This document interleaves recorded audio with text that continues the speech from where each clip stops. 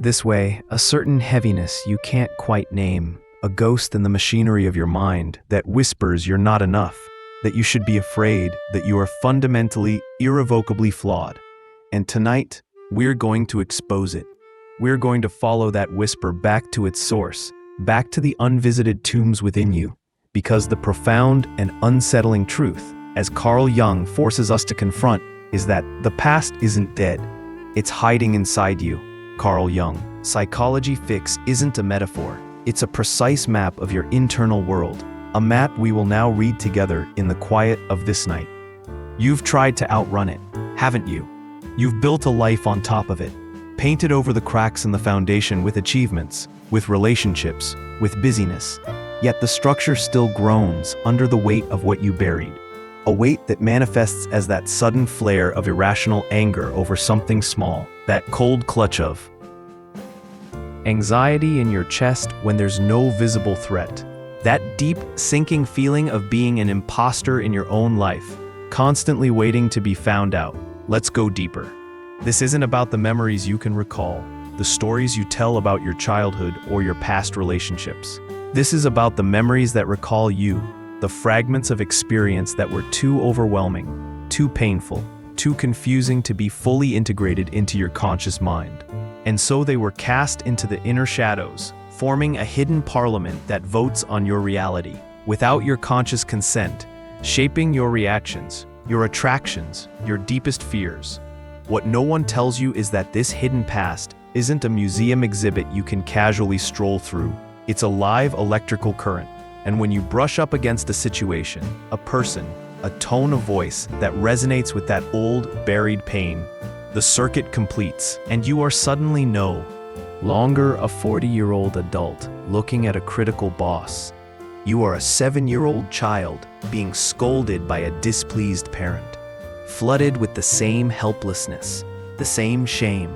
Your body and psyche time-traveling in a desperate, automatic attempt to finally resolve what was left unresolved. Pause. Notice what that just revealed. You felt this before, haven't you? That eerie sense of being hijacked, of watching yourself react in a way that feels both intensely familiar and utterly foreign. A script written by a ghostwriter from your past.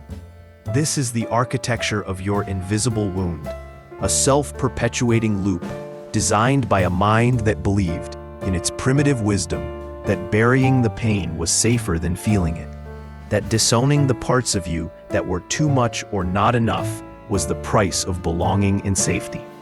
But here's the truth. Those disowned parts didn't die.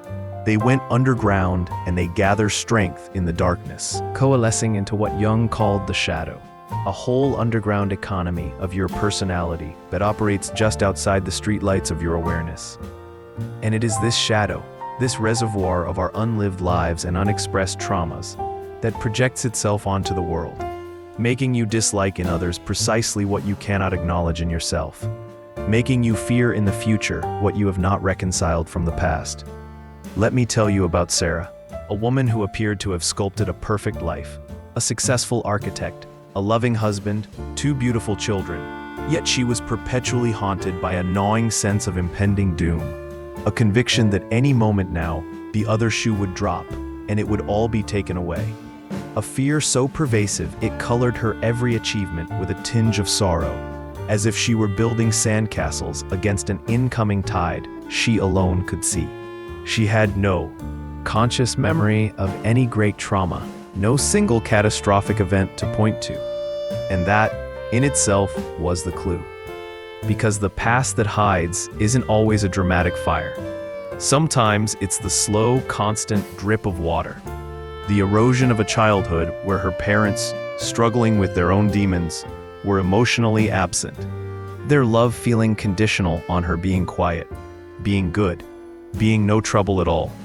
And so, the little girl who needed to be seen, to be messy, to be held in her distress, was slowly split off and buried alive, becoming the hidden manager of her adult life, constantly scanning for any sign of disappointment in her husband's eyes, any hint of failure in her children's struggles, interpreting it all as the prelude to the abandonment she had been subconsciously waiting for her entire life.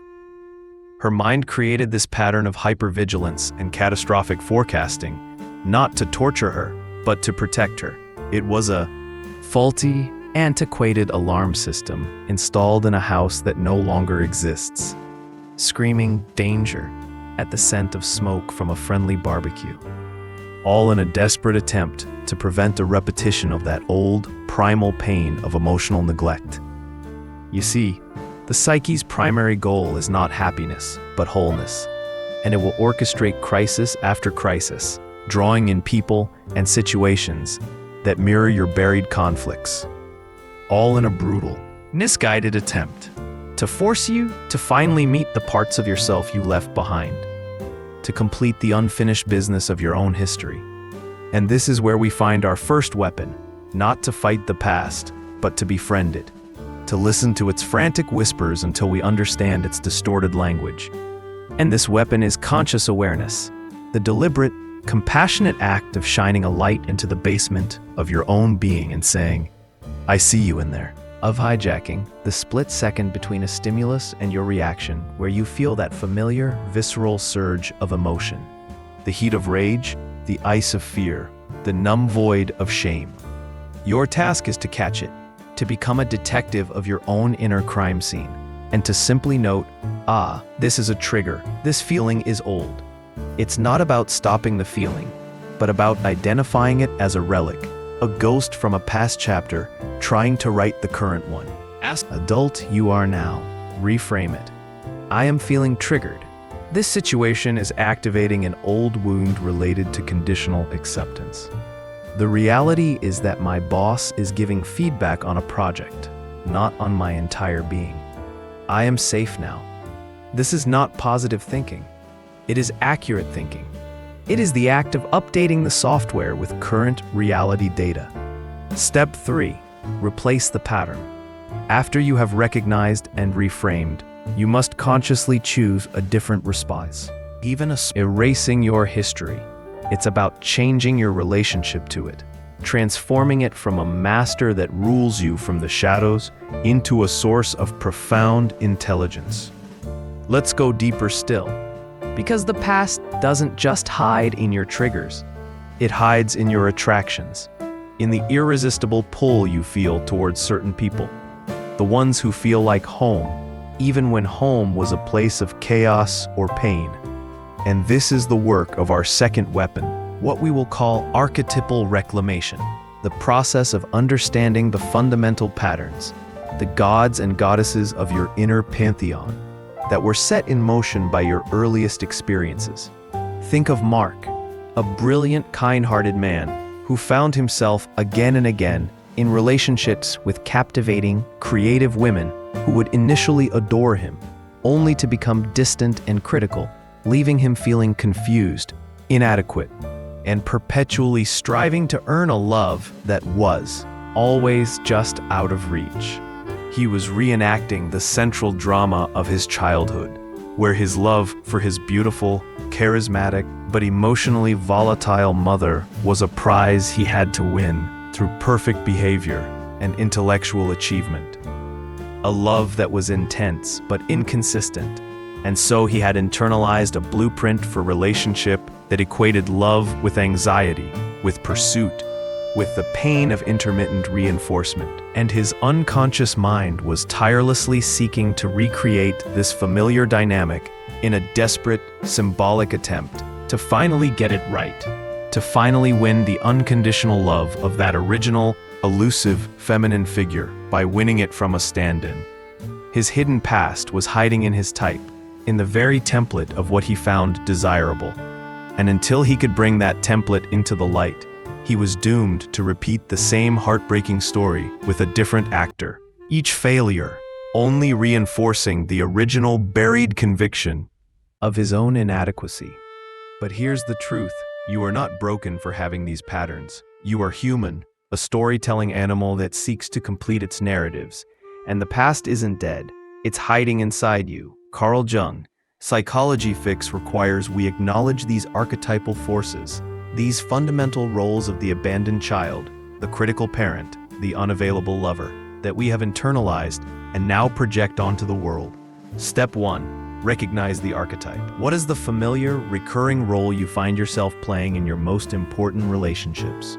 Are you the perpetual caretaker, the lonely hero, the misunderstood genius, the desperate pleaser? And what is the complementary role you consistently assign to others? The needy recipient, the harsh judge, the distant idol. Naming these patterns is the first step in robbing them of their power, in seeing that you are not living a unique, personal tragedy, but a universal archetypal drama. Pause what that just revealed. You've felt this cast of characters inside you, haven't you? The part that wants to be rescued, the part that is fiercely independent, the part that is still a scared child. Step 2. Reframe the attraction. This is where you must be brutally honest with yourself. That magnetic pull you feel toward someone, that sense of fate or chemistry, often has less to do with their soul and more to do with the familiar scent of your childhood wound. You must learn to ask, does this person feel familiar in a way that is healing or in a way that is haunting? Does this dynamic feel like growth or like a well-worn groove leading back to an old pain? This reframing allows you to distinguish between love and repetition compulsion, between a genuine connection and a ghost from your past asking for a dance. Step 3. Replace the projection. Instead of projecting your inner archetypes onto a new partner, you must learn to hold them within yourself. If you are constantly seeking a savior, you must learn to connect with your own inner hero. If you are constantly attracting people who need fixing, you must learn to offer that compassion to the wounded parts of yourself. This is the essence of reclaiming your projections. You stop asking another person to play a role in your internal drama, and instead invite them to be a co-creator of a new, conscious story. You're starting to see it now, how your entire relational world is a stage for these unseen forces, and how the key to freedom is not finding the perfect other, but integrating the disowned parts of yourself that you seek in them. And this brings us to the very core of the hidden past, to the third and perhaps most potent weapon, which is shadow integration. The courageous act of turning towards the parts of yourself you've been taught to hate, the parts you deemed unacceptable, your anger, your neediness, your selfishness, your pride, your darkness. And instead of exiling them, you invite them in for tea. You listen to their story. You understand that they, too, were formed as survival strategies in a world that felt unsafe. Let's go deeper. Consider the story of Lena, a pillar of her community, known for her boundless generosity and unshakable calm. A woman who never raised her voice, never expressed a selfish desire, and who secretly suffered from debilitating migraines and a deep, pervasive sense of emptiness, as if she were a beautiful, polished shell with nothing inside.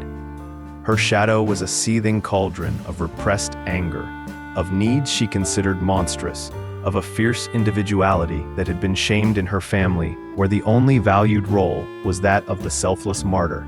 And so she had, at a very young age, taken every impulse towards assertiveness, every flicker of healthy egoism, and every ounce of justifiable rage, and locked them in a dungeon deep within her psyche, where they festered and grew powerful, expressing themselves not through her voice, but through the silent, screaming pain in her head and the hollow ache in her heart. Her body was literally speaking the language her mouth refused to speak, and her hidden past was not a memory, but a living, breathing entity of disowned emotion that was slowly consuming her from the inside out, proving that what you resist not only persists, but grows in power and finds its own, often destructive, means of expression. What no one tells you is that your greatest weaknesses are often your greatest strengths in disguise, that your repressed anger holds the key to your healthy boundaries. Your denied neediness is the wellspring of your capacity for deep intimacy, and your hidden selfishness is the foundation of your authentic self-expression. And to end, the past isn't dead, it's hiding inside you. Carl Jung pattern tonight. You must undertake the alchemical work of shadow integration. Step 1. Recognize the shadow trait. Pay attention to what irritates you most in other people, what you judge most harshly. That is a direct projection of your own disowned shadow. Also, notice your secret shames, the things you do in private that you would never admit to in public. The thoughts that horrify you. Make a list, not with judgment, but with the curiosity of a scientist discovering a new species. Step 2. Reframe the shadow's intention. This is crucial. That part of you that you hate, that you call lazy or angry or needy, what was it originally trying to do for you? Your rage was probably trying to protect a profound vulnerability. Your laziness might be a rebellion against a life of forced productivity. Your neediness is the cry of a child who just wanted to be held. By reframing the shadow as a misguided protector rather than a monster, you drain it of its demonic power and begin to see it as a lost, lonely part of your own soul that needs your understanding, not your condemnation. Ask yourself this now. What is the positive intention behind my most condemned trait? Step 3. Replace the repression with dialogue. This is where you actively engage with your shadow, in a journal or in a quiet moment of meditation. You can literally speak to it. Hello, my anger. What are you trying to protect? What do you need? And then you write. You let the anger speak back. You give it a voice, no matter how ugly or uncomfortable it seems. This act of internal dialogue is profoundly healing.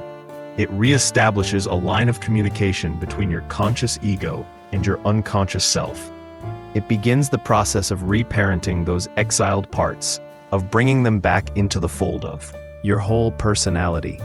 You feel the shift happening, a subtle unclenching in the center of your chest, a sense of coming home to a house you didn't know was yours. Because this is the real work, the sacred work of becoming whole, of ending the civil war within. And yet, even with this profound internal work, the past has one more clever hiding place. It hides in your body, in the very postures you hold, the tensions you carry, the way you breathe, or more likely, the way you don't. And this is where we deploy our fourth weapon, somatic reclamation. The practice of releasing history, not through talking, but through feeling, through movement, through breath. Because the body, as the great recorder, keeps the score in a language deeper than words. Let's go deeper. Your nervous system is a living archive of your past, and every traumatic or highly charged emotional event from your childhood is encoded not just as a story, but as a physiological state, a clenched jaw from biting back angry words, sunken shoulders from carrying a weight that wasn't yours, a tight belly from constant anxiety, a shallow breath from the need to stay small and unnoticed. These are not just habits, they are somatic inscriptions, the hieroglyphics of your pain written in flesh and nerve and muscle. And they create a feedback loop where your body's posture reinforces your emotional state, which in turn reinforces the body's posture, locking you into a physical manifestation of your hidden past. To break this cycle, you must learn to speak the body's language, to listen to its whispers before they become screams of chronic pain or illness. Step 1. Recognize the somatic signature. Become aware of your body in moments of stress. Where do you feel it? A knot in the stomach? A tightening in the throat? A rigidity in the shoulders? Scan your body right now, without judgment. Notice the places that feel numb, tense, or disconnected. These are your maps, the very locations where your past has taken up residence in your present tense flesh. Step 2. Reframe the sensation. Instead of seeing that tension as an enemy to be massaged away or a flaw to be ignored, reframe it as a messenger. That tightness in your chest isn't just stress. It's the armoring of a heart that learned to protect itself from disappointment. That shallow breath is the ghost of a child who learned to be quiet and unseen. Thank the sensation for its long service.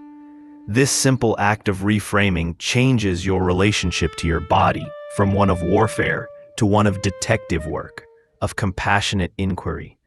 Step 3. Replace the holding pattern with release. This is where you actively intervene with gentle somatic practices. If you hold tension in your jaw, you can consciously relax it, allowing a slight separation between your teeth. If you have a sunken chest, you can practice heart-opening breaths, imagining the breath filling the space behind your sternum. If you feel anxiety in your belly, you can place a warm hand there and breathe deeply, sending the message of safety to your core. This isn't about forcing relaxation. It's about offering your body a new possibility, a new memory to encode, one of release and support, instead of bracing and fear. Pause. Notice what that just revealed. You've been carrying a history in your muscles, a story in your spine. Feel the slight release that comes from just acknowledging that. This is the beginning of somatic freedom. And now, as we integrate these four weapons, conscious awareness, archetypal reclamation, shadow integration, and somatic reclamation, we arrive at the final, most beautiful phase of this journey, which is not a battle, but a homecoming. The process of weaving these reclaimed threads back into the dimension, tapestry of your life, of moving from a state of fragmentation to a state of wholeness, where your past is no longer a hidden puppeteer, but a respected elder, a source of wisdom and depth that informs your present without controlling it. This is where you write a new story, not by erasing the old one, but by understanding its chapters so deeply that you can consciously author the next ones, where your triggers become your teachers, your shadows become your guides, and your bodily tensions become the signals that lead you back to your center. Imagine Sarah, the architect, after months of this work, sitting in a meeting with her most demanding client, feeling the familiar surge of anxiety, the old ghost whispering of impending doom and abandonment. But this time she doesn't spiral. She catches it. She recognizes the trigger. She feels the somatic response in her fluttering stomach, and she takes one conscious breath, reframing. This is my old fear of not being good enough. It is not the present reality. I am competent and prepared. In that moment, she doesn't just manage her anxiety. She updates her entire nervous system's response to challenge. She reclaims a piece of her soul that was lost in childhood. And she responds to the client with a calm clarity that is entirely new, yet feels more authentically her than anything that came before. Or picture Mark, after his archetypal reclamation work, meeting a new woman who is warm, available, and genuinely interested in him.